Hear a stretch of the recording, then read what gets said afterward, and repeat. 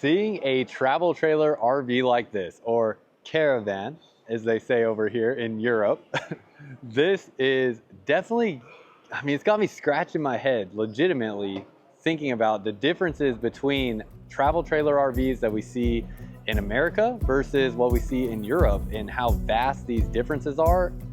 And also just really has me curious why there's maybe not more travel trailers like this in the United States, because this thing is really impressive. So let's go take a look, come on.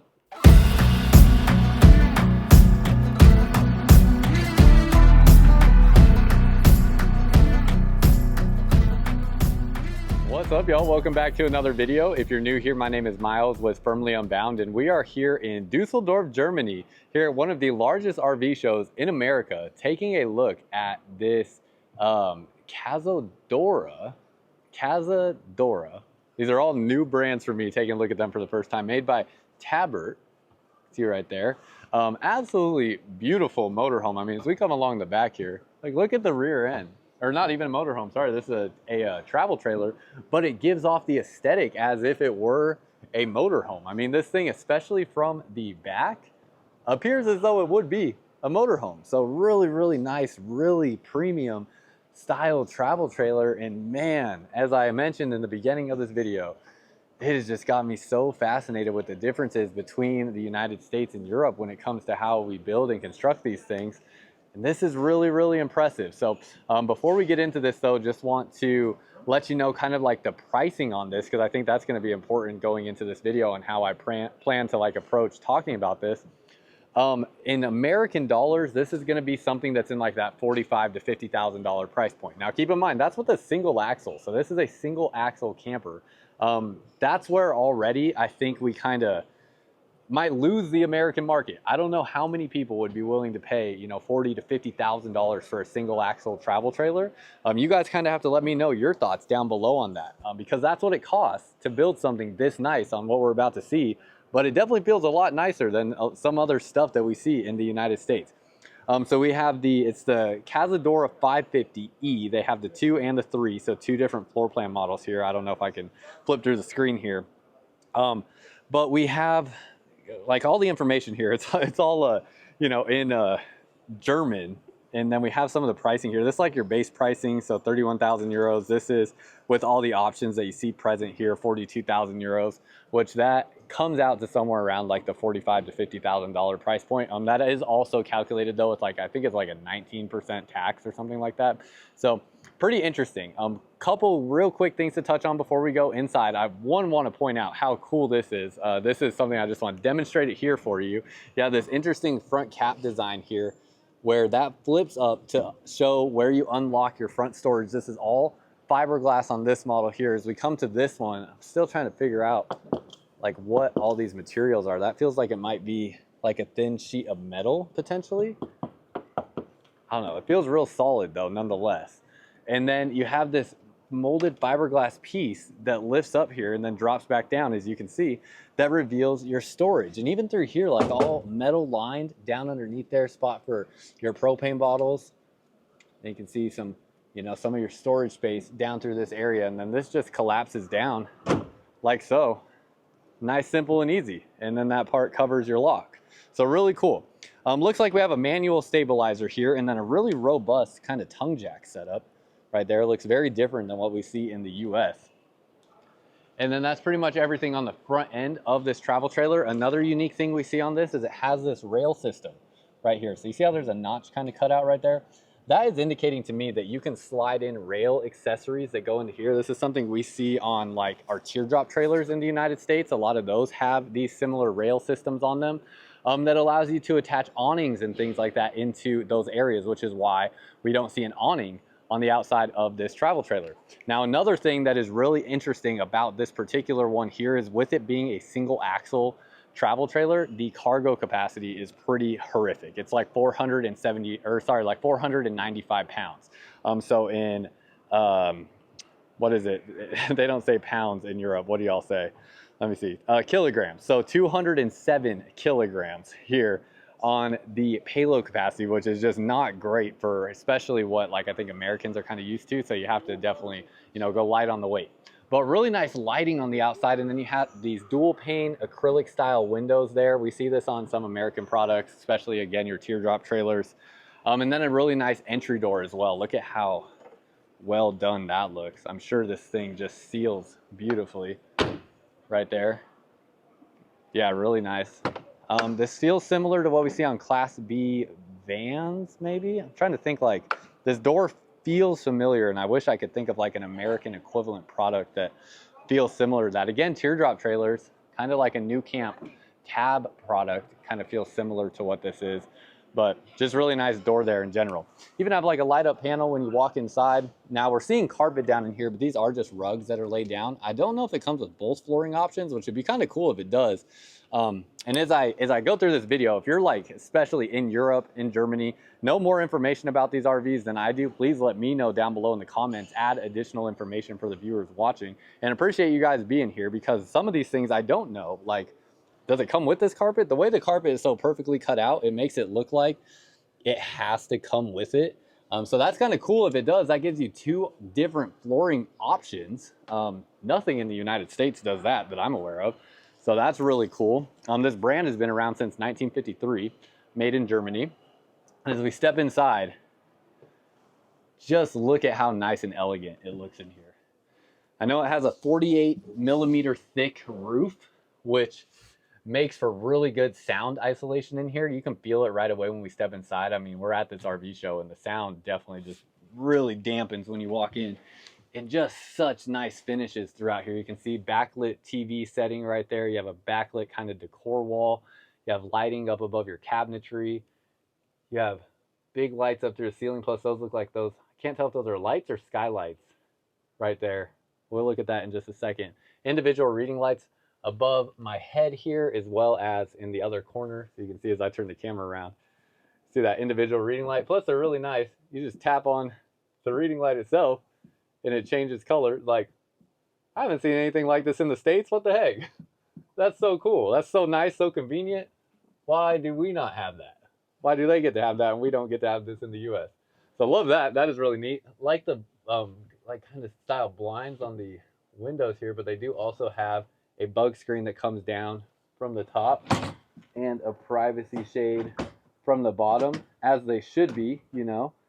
Kind of struggling to get the privacy shade up, but that way you can put this privacy shade up and you're able to, you know, still peek out the window and you can see your neighbors, but they can't see you.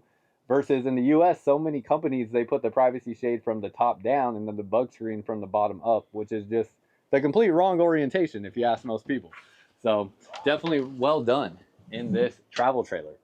As we turn back into this area and kind of show your dining setting, you have this huge U-shaped dining table, nice cloth furniture. And then this is a freestanding table, so you can move this around however you best see fit. See, it looks like we got heat being ran underneath the dining table or underneath the booth seating there. And you could take this out completely. You can also drop this down, make it into a bed across this space. It is 7.5 feet wide or so. Got your storage all around here. Really nice hinges on all of your cabinets. Soft close on these. Looks like our cabinet doors are, looks like it's like this more lightweight wrapped material there. So this is like maybe like a thermofoil style cabinet door. We've seen this in some other brands in the US as well. It's just like a lightweight hardwood alternative plastic, or not alternative plastic. It's a hardwood wow, I can't speak now, y'all. It's a hardwood alternative that's still solid like that, but more lightweight.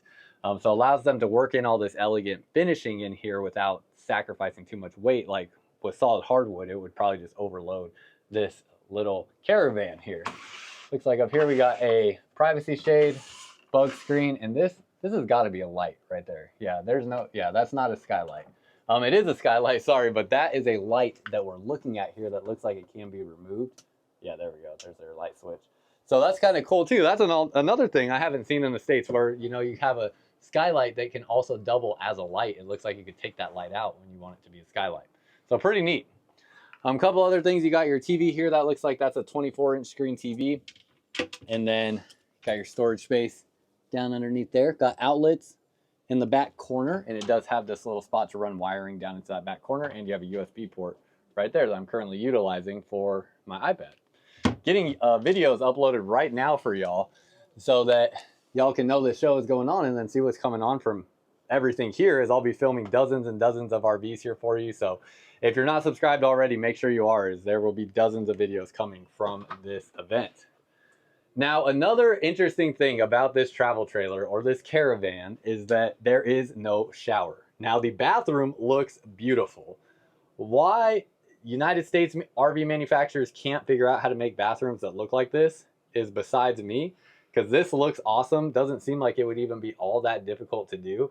Just definitely requires a bit more thought, as you kind of have this, you know, offsetting wall panel there with lighting built into it. That just looks amazing. With the circle mirror right there, it looks great. Plus the big full wall mirror here, half wall mirror, just gives it a really big feel in this really tiny space. Have your sink right here. This feels like it's a plastic material right there, maybe a composite material. Plus you have a little bit of storage down underneath here on both sides. Used to seeing these style drawers in our higher end stuff in the United States. So drawers and cabinets, pretty similar to what you'll see in like your Class B vans and some teardrop trailers and things like that. Got your toilet here, kind of interesting. It's like a perfect circular shape, so it gives you a little bit of a unique toilet seat shape to, you know, sit on that more comfortably. And this does look like it is a, what's it called?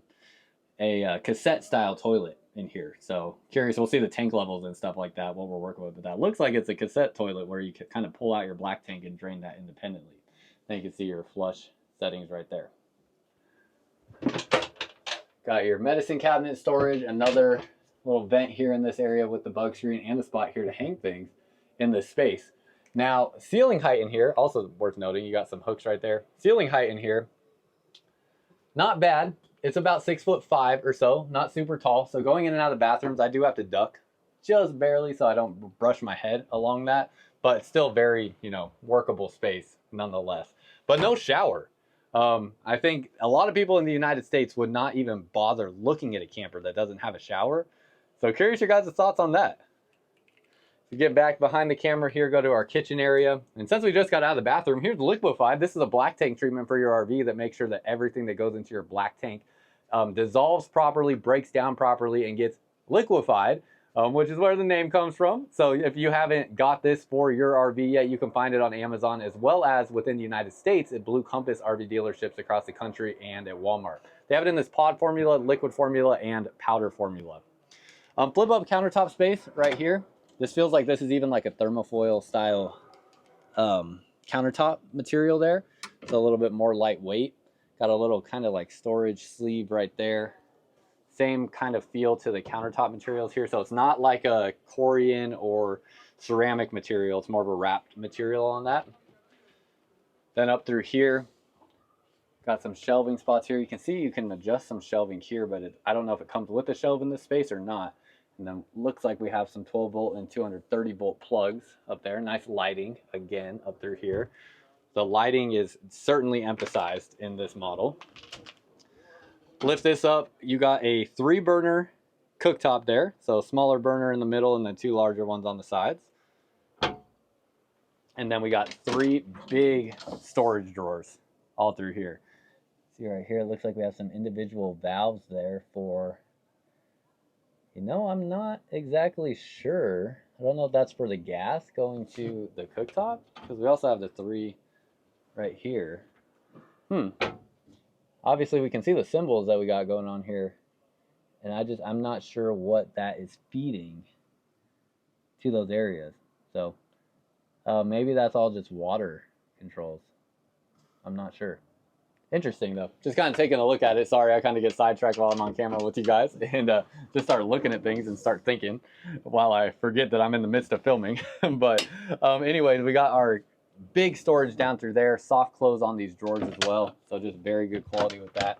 And then nice opening here for a bit of storage underneath there.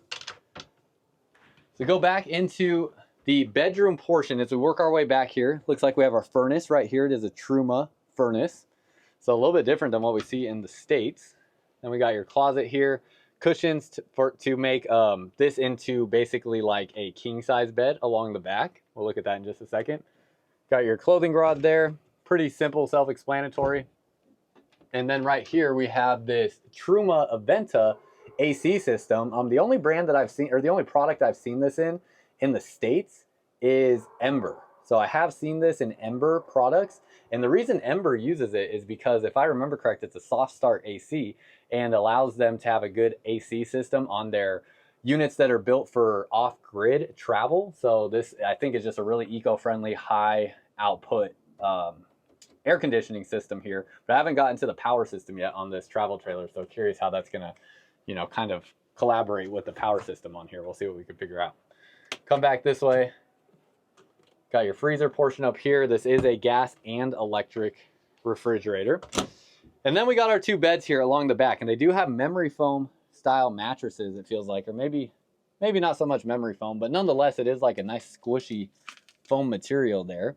Also has kind of like a Frawley-like system to prevent moisture buildup. Plus, it's just kind of open down underneath there. So really designed to keep moisture from building up underneath the bed and preventing any mold or mildew from building.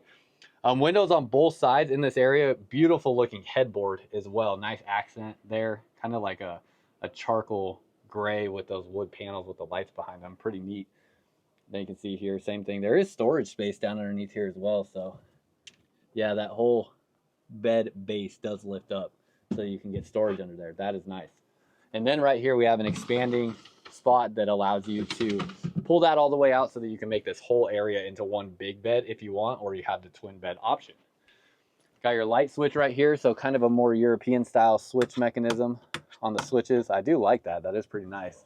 Got your outlet right there. And again, this is like it's like a charcoal kind of fabric material here on the headboard with the lights behind these little square pieces. Just looks really nice. Have the individual reading lights above each person in these corners with a USB port on those lights.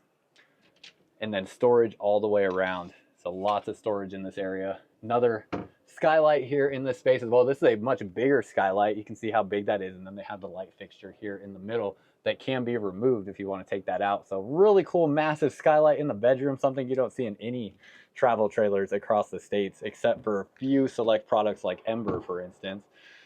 So just really impressed by all this, and really almost kind of disappointed in the United States for like not offering cooler products like this. Like, this would be nice. And this is also, you know, very similar, or kind of strikes to mind something like a Lance camper. But I don't know a whole lot of people that even own like a Lance camper, for instance, because they're just so expensive. So curious your guys' thoughts on kind of the price point and where this falls. A couple other things to talk about on the outside that I just find interesting as well, like the roof construction here. You can see it's all a one-piece roof that like it's rounded up over the corner, and there's no ladder to get up there, but that feels like that is either like a fiberglass, or it's more than likely a fiberglass. I don't know what else it might be. It does have a little bit of flex to it, but it's a one-piece roofing system, and definitely a much different seal system than what we see in the US. So just some interesting stuff. I don't have any way to get up and look on top of the roof. I guess I can step up here and show you guys, but I won't be able to see it. Kind of see what it looks like up there. I don't know if there's any solar or anything, but I can't see it. Only you guys can. So unfortunately don't have a whole lot of information in regards to that. Let's look at your storage out here, see what we're working with. Okay, that just goes underneath the bed. Wow, and they did connect the two storage areas. So you can see across to the other side under the bed, you do have storage over there as well, and this whole space is opened up. Seen some twin bed layouts in the US that are similar to this kind of floor plan layout. Never seen any that do that connected storage space underneath there. So that is very interesting. But that is pretty much everything. I mean, I'm sure there's some things I missed. If you have questions about anything, let me know down below in the comments. But man, what a fascinating little caravan or travel trailer to take a look at here. This again is the, gosh, what's the manufacturer's name? They don't have the manufacturer's name anywhere that I could see it. Tabbert. This is the Tabbert Cazadora 550. And then they have the E2 and the E3 floor plans. I'm very curious your thoughts on what you think about something like this. It's a pretty fascinating camper to take a look at. It's much more on the expensive scale, but I think it seems every bit justified at the price. And I'm most curious from the American audience if you would pay for something like this, or if there's a reason why maybe the US manufacturers just don't make something like this because either people aren't willing to pay for it, or it's just not, you know, within the desired features that we're looking for with like an American made camper. So let me know your thoughts down below in the comments. That's all I got for y'all. And until next time, live firmly unbound.